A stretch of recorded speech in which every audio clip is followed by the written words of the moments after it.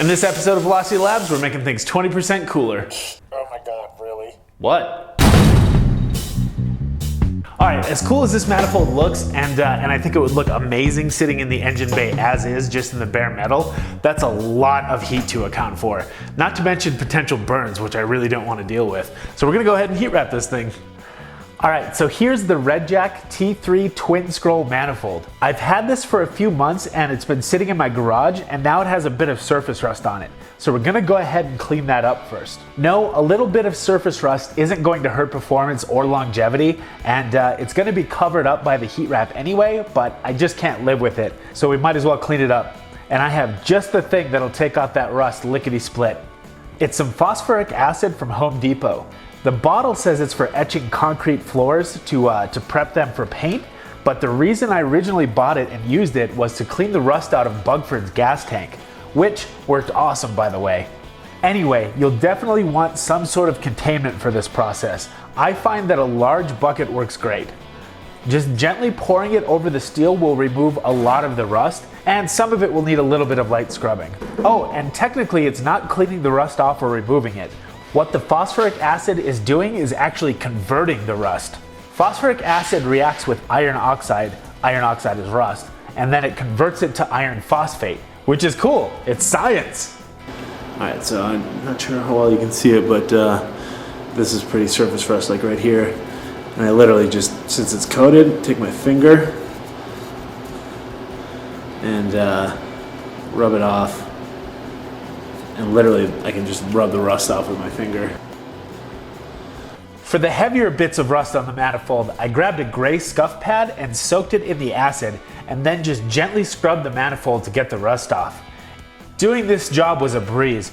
There really wasn't even any actual scrubbing involved. It was just take the scuff pad, run it over the rusty surface, and it was gone. I'm sitting here scrubbing this thing, and I'm like, oh, you know what? If just a drop of this gets in my eyes, I might be going blind. Let's do safety glasses.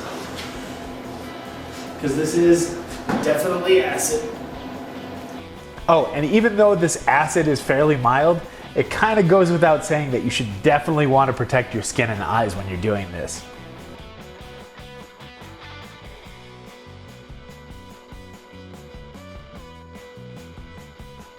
Also, when you're finished cleaning up your manifold or your gas tank or whatever metal part you were converting rust on, just take the acid and pour it right back in the container. You can reuse it quite a few times. Alright, so check that out. Just, I don't know, 5-10 minutes worth of work. Just kind of drizzling some of that prep and etch over it. And all that surface rust is gone. You can see the Redjack logo right there. Yeah, that looks even more gorgeouser than it did.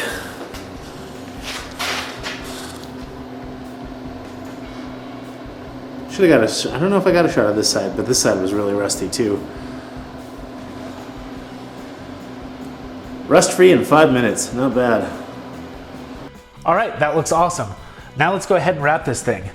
I watched a lot of YouTube videos on wrapping. I read a bunch of articles and researched a bunch of different types of heat wraps, and this is what I decided to go with. It's the Dei 2-inch exhaust wrap. This one is a little bit pricier than most wraps. It was almost 50 bucks for the 50-foot roll. However, it's not fiberglass. You don't have to wet it down before wrapping, and it should be very durable. And I plan on having this turbo set up for a long time, so we might as well go ahead and do it right. It says it reduces underhood temps 50%. That'd be pretty impressive if it was true. All right, let's try wrap this thing. Now, all the runners are essentially equal length, so I'm going to figure out how much I need to do one runner before I make my first cut.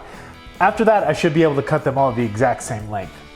So after some trial and error, I figured out that 10 feet should be enough for each runner, and I should even have about a foot or so extra if I don't make any mistakes when I'm wrapping it. So I measured out 10 feet and cut the first one. I did a really loose test wrap to start out with, just to make double sure that I had enough material and to see if I was going to run into any issues. I'll show you where we're at.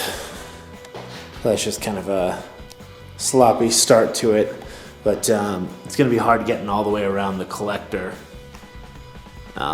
just because of where the wastegate outlets sit. But we'll get pretty close. So I'm gonna go ahead and tighten this guy up.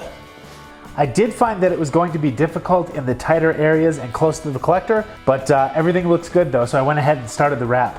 A lot of places recommended a loose pre-wrap, so I did that on the first one. But honestly, I didn't really find that it was that much of a help. Either way, fold over a corner at the start and then get your first revolution as tight as possible to secure a good anchor with the wrap. Then just keep the wrap tight and overlapping all the way around the runner. One thing that I did notice is if you see any fraying start to happen, get the scissors out and nip that in the bud right away. I had a bit of fraying on my first runner and it really started to unravel and get annoying. Whew, I'm impressed. A little tricky, but looks pretty good. All right, so what I'm gonna do here is fold the edge over again. Ooh, it got a little excessive right there. Yeah, it'll be fine. Fold the edge over and then zip tie it down. Like I pointed out before, I won't be able to get all the way down to the collector just because the wastegate gets in the way. But that's okay. Once the wrap covers the runner the whole way, break out the scissors and cut off the excess. Then just fold it over and throw a metal zip tie on it. Cut off the extra bit of zip tie, then grab the cut end with a pair of needle nose pliers and start rolling the metal underneath.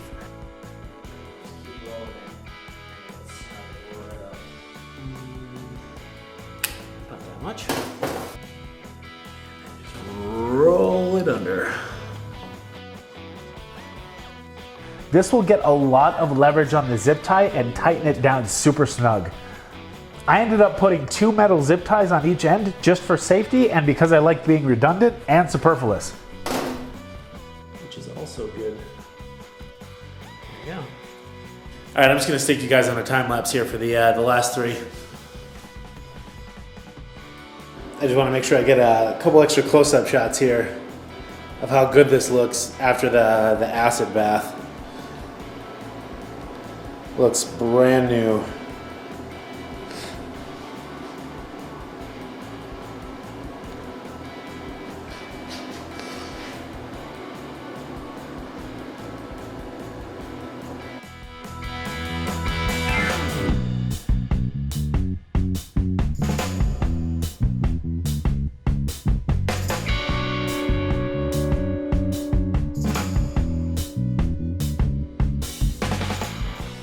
All right, 2 down, 2 to go.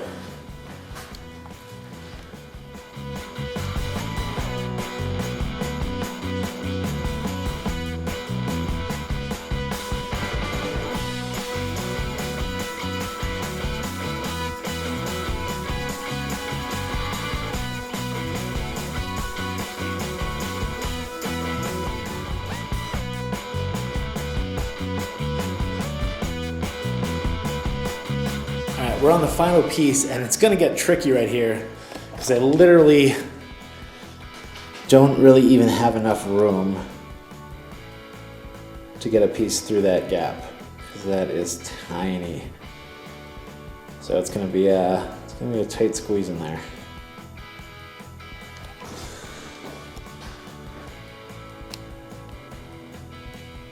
It's going good though. So all right, that worked pretty good. So what I did is got a little bit of a pre-roll, so I could kind of just ease it in there and then tighten everything up. That actually worked pretty well.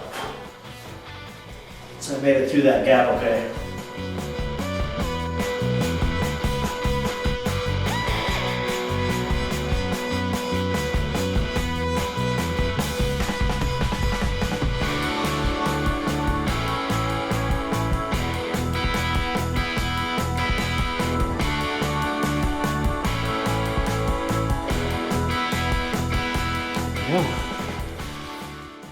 I'm gonna call that done. Here, I'll show you where I screwed up.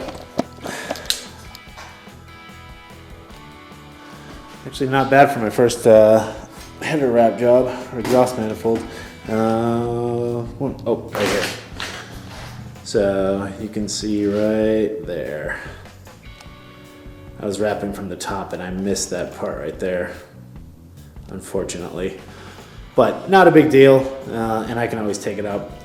take it apart if I ever have this off again. But that will do. We'll go ahead, call that done.